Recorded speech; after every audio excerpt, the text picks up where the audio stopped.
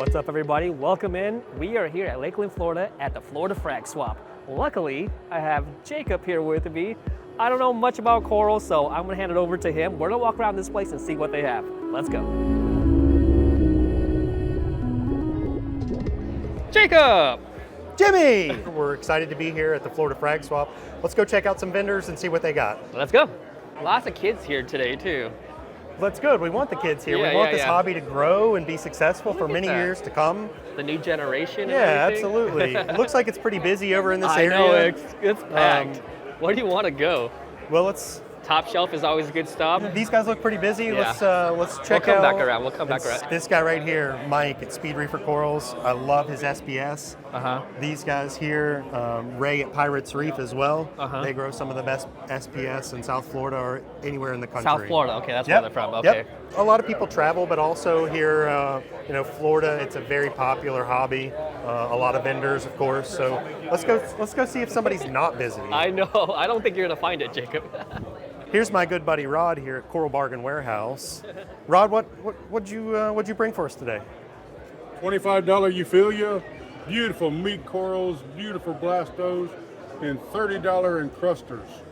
So what would you say, are these more for your beginner hobbyists, intermediate, advanced? All of it. All of it? Everything All in of it. between? If you have a properly cycled tank and you do your maintenance, there's no reason why anybody can't keep all these corals. Any favorites of yours in here?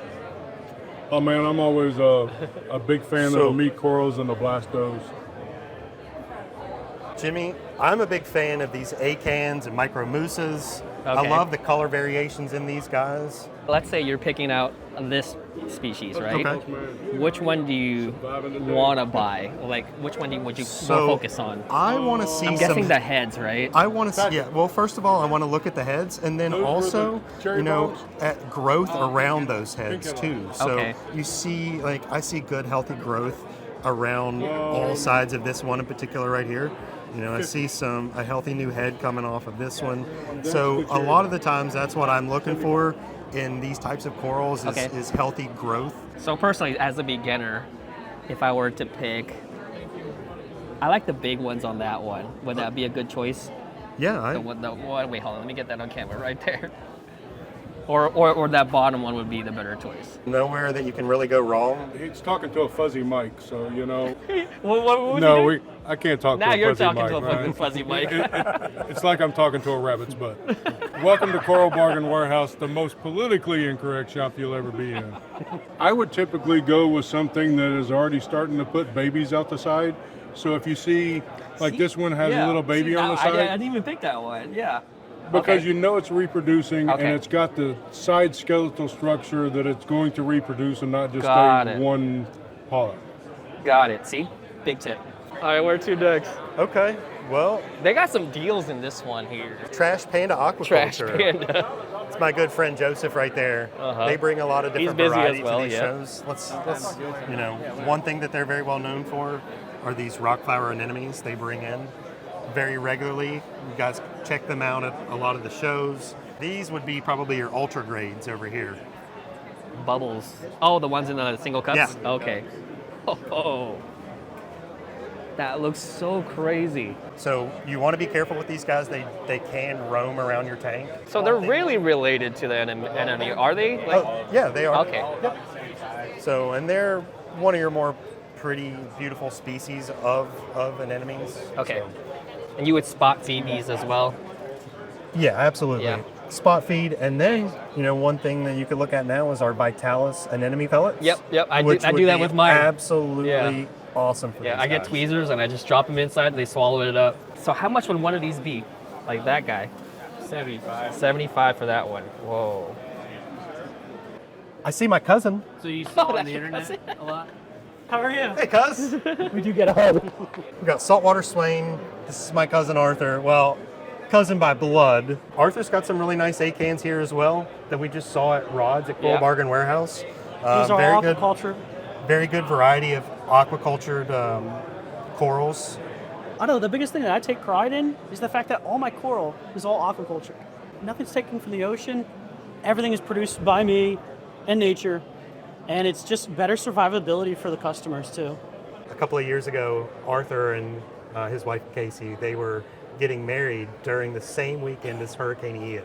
I was able to come down that weekend, bring a lot of, beer and bubblers and a lot of different things to help a lot of people out in the area, and including Arthur. And again, a lot of these corals have come through Ian, and they're here for purchase for you guys now. That makes them a little bit more hardy. Yeah. Absolutely. Right? Biggest thing is, people always say they want to help. They always want to say, hey, if there's anything I could do, I'll help you. Jacob showed up. He showed up. He didn't ask what he could do. He showed up and he did. Wow. This is new. This is different. This is eye-catching. Yeah.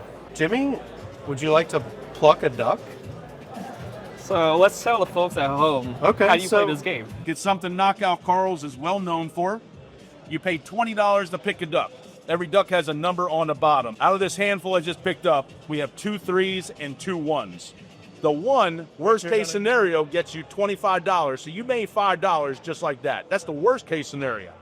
That 3, that better case, $65 coral. I mean, you got $20?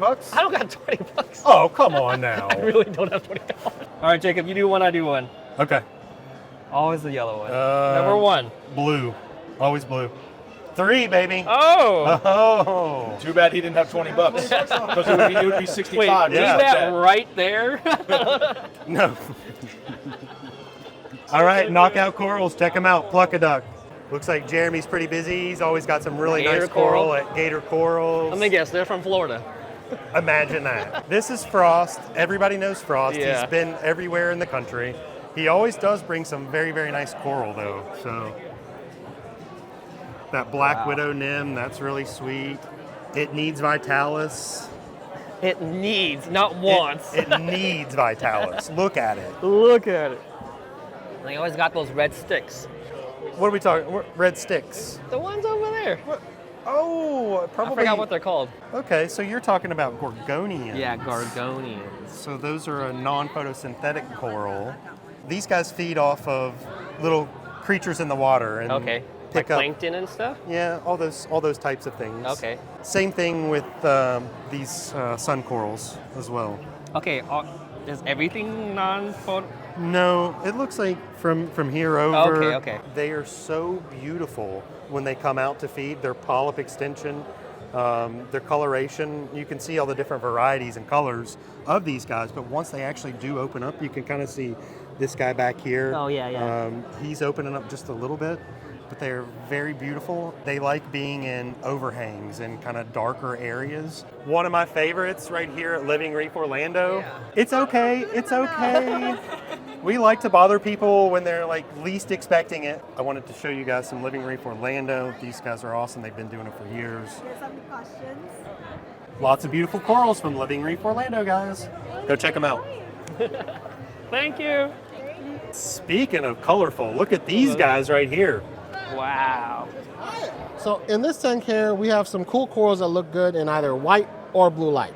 A lot of people don't. I love that clam right there. They see the That's clams. Beautiful. It's got a beautiful mantle on it. Wow, look at all the color on that too. Mm-hmm. So this is under So white light. that's under these white guys light. like Yeah. a little bit more white light. Yeah. On the blue, they look almost completely different. This is blue. Oh yeah, under the white light look better. Yeah. That was cool. So I call them transitioning lens because basically as your light goes through the day, it almost looks like somebody keeps replacing your clam with something different. what was once blue becomes teal and blue and other kinds of colors. Pink, I see some beautiful Yeah. colors in there. These are Endophilia. I think they were just recently reclassified as Cinerina. And I would encourage anybody who hasn't got one yet, at least as a showcase, to grab one. It's one of the few corals on that Jakarta CITES list that are not being collected anymore. Cool zoas are here, and some of the OGs, some of the regular stuff, Utter Chaos, and Little Shops of Horror, Seductions, Exospheres. Just some really cool things. These are called Lava Chaos. What's that pink one there? Pink diamonds. Pink diamond. Pink diamonds, yeah. So correct me if I'm wrong, but I feel like Zoanthids have seen a resurgence lately. Absolutely. I think Zoanthids are one of the corals that have kept constant, Unlike like chalices kind of go and come, torches go and come. a lot of your coral types come and go, especially as new and new hobbyists come in, and also, it cycles back to your older, more advanced hobbyists, because just like the acans that we saw earlier, you can create beautiful gardens of acans as well as zoanthids. Yes. What do you call these guys right here on the second row back? Are those? Yeah, I, what are used to, those? I used to know those as vamp and drag. Is that still? Vamp and drag is going to be a little bit more red with something that looks like an eye, almost looks like a fang inside of them. So one of the cool things about these types of zoas is that depending on seduced me. That's what we're talking about. On some of the different colorations, some people are calling them white walkers, but depending on the patterning is what really separates them apart. Like white walkers and vamp and drag, they were kind of go hand in hand a little bit. You got just a little bit of variation. Here we have acans, mushrooms. Some of the cool mushrooms coming out of places like Vietnam and Bali. They make some really cool patterning. Yumas have been really popular for us at shows. What a lot of people don't know is that every time you cut an echinata, especially a multicolored one, each edge is always a different color. So basically, these are all from the same colony. So when you cut them, each edge that grows ends up being a different color that'll turn into as it keeps encrusting. So this is one from that same colony.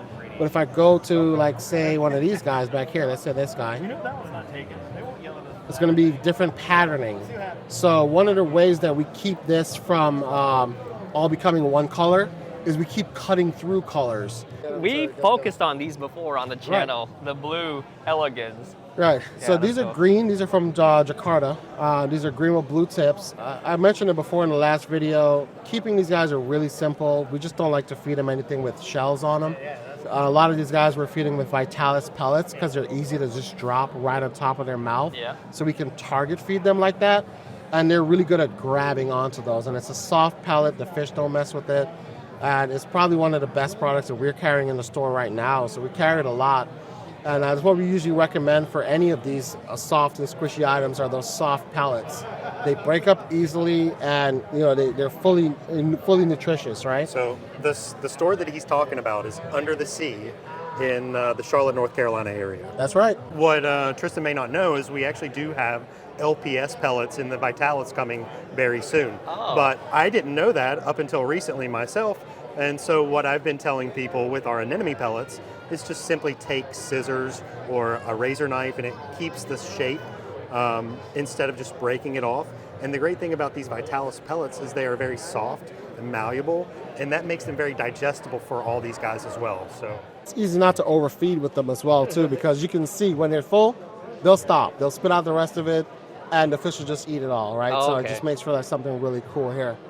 On this tank here, we're getting into some of our cooler pieces, things like Monteporas, Danae, some OG old school, some yellows, some really nice Barabankies and Lobos. Yeah. Right on the front here are frags of Diaceras plates right here, right? And that's another frag there.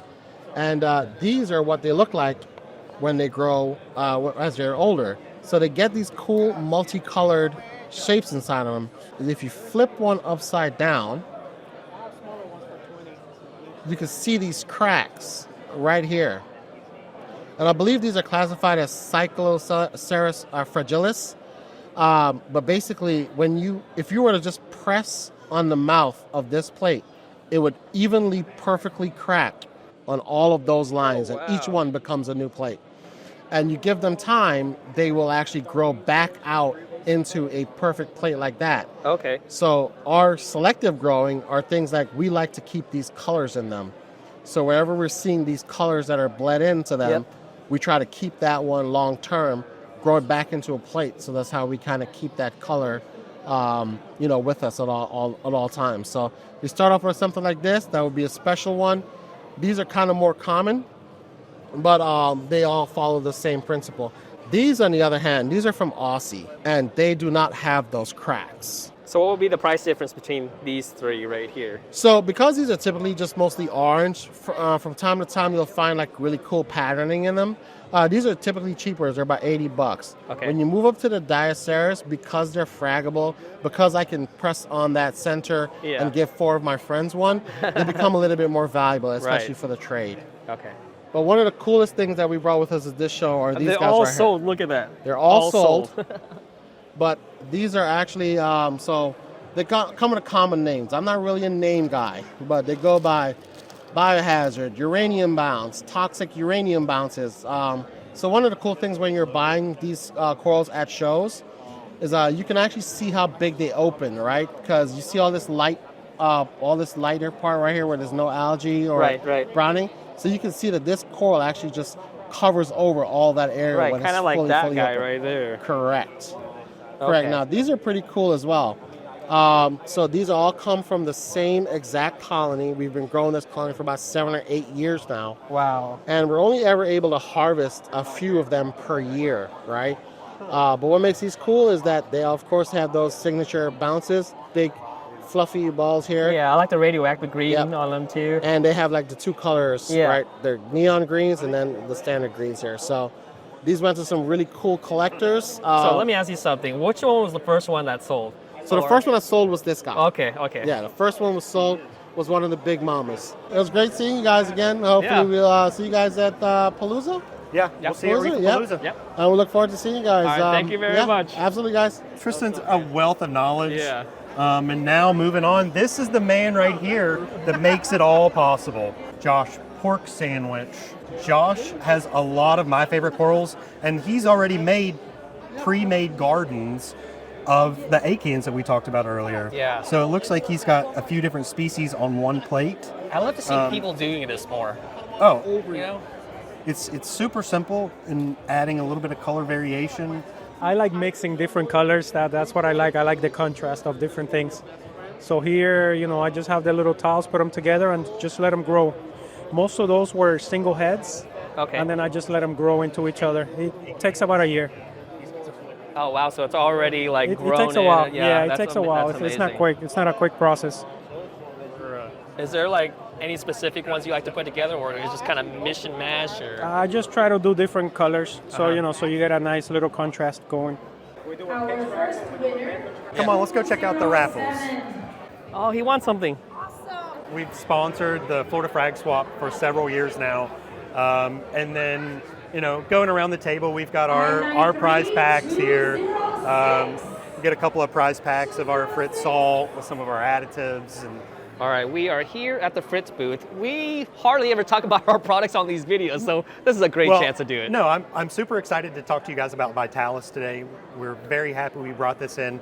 We've had it for a couple of years for Public Aquarium. These guys have completely eaten it up, literally eaten it up at places like the Georgia Aquarium, the Shed Aquarium, the National Aquarium. So happy to be partnered with these guys, and now we can actually bring this to retail. These guys are made with a different type of processing called cold extrusion, which allows it to retain its moisture content. One thing that you can do with these that you can't do with other pellets that are always hard and crunchy, simply take these, we'll mold them like clay. We took a handful of these little 1 millimeter pellets and simply made it into a big ball that we can just right now take and thumb onto the glass. Right. And that allows your pickers to come and just pick that off the glass, creating a really neat response for you and your family. The next one, we want to see those anemones eating, right? Yes. So this stuff also very unique in the fact that it's very soft and malleable, and it's also digestible for those anemones and soft corals as well. And using scissors or a razor knife, cut them up a little bit into little chunks and then feed them to your LPS, your mushrooms, other types of corals like that. I've never seen soft food like this before. No. It looks like dog treats. So yeah, we hear that a lot. Some of the thought process that went behind making this food, because that allows it to retain its protein content as well. So rather than a high temperature bake that bakes out a lot of that nutrition, right, this low temperature processing allows it again to retain some moisture content that allows for the moldability of it. Okay, same idea as like when you boil broccoli, you take out all the nutrients out of it. Right. One of the big benefits to the public aquariums is the cleanliness of this food. Yeah. So, and what that is it's better digestible for the animal, which helps keep the water cleaner. And also, it's less taxing on the filtration systems. Before we go on to feed everything, we have to, when we bring them home, dip your corals, people. Absolutely dip your corals. I have been up many, many late nights picking little pests off of my corals. Monopora eating nudibranchs are the worst. Acro eating flatworms are the worst. We can help prevent that by simply using some bug out. So bug out is a solution that's going to help kill your unwanted pests on those coral that you bring home from, say, the Florida Frag Swap. In best practice, again, we're dipping our coral when we bring them home, and it doesn't matter who you get your coral from. I personally like to take the corals that I get at a frag swap and take them off the plug that they were bought on. Okay. So that can also help reduce the pests on there as well. But again, dipping your coral, best practice, and we want to see you dip your coral every time with bug out. What's happening, guys? I'm Scott Crow. I'm going to show you guys some of the Max Out products here by Fritz. When you look at all the Max Out products, you got the original, you got the Pro, and you got the Fuzz Out. On the original, what we're looking at is scavenger resin done with a high capacity carbon. This is great for anyone that doesn't need to remove any phosphates. Organic scavenger resin is great for moving heavy organics out of the water column, so it just really helps keep the tank clear. And of course, a high capacity carbon is just going to make that tank look absolutely clear. There's fresh water and there's a saltwater Pro. Honestly, you want to know the real truth, you can use either or. They work absolutely fantastic. Now the Pro, what makes that so much more different is the fact that we're using a phosphate remover media inside that as well. So someone that has a heavy phosphates inside the tanks, or just overall maintenance, I like the phosphate remover along with the high capacity carbon and the organic scavenger resin to really just keep that tank clear. One of my favorite things is when you see an aquarium and the fish look like they are floating, there is nothing better. So that is my all-time go-to. Now, if you're running into hair algae issues, you're just running into heavy phosphate issues, it is time to go with Fuzz Out. And then that's where it really comes down to the name. Fuzz Out is designed to remove those phosphates, to drop those phosphates, to really prevent you from having algae issues, and just overall, let's face it, disgusting fuzziness inside your aquarium. Go get it, baby. All right, everybody, I hope you enjoyed the video. We're out of here. I hope you enjoyed the Florida Flag Swap. Go check them out, and also give us a try. We'll see you on the next one. Bye, everybody.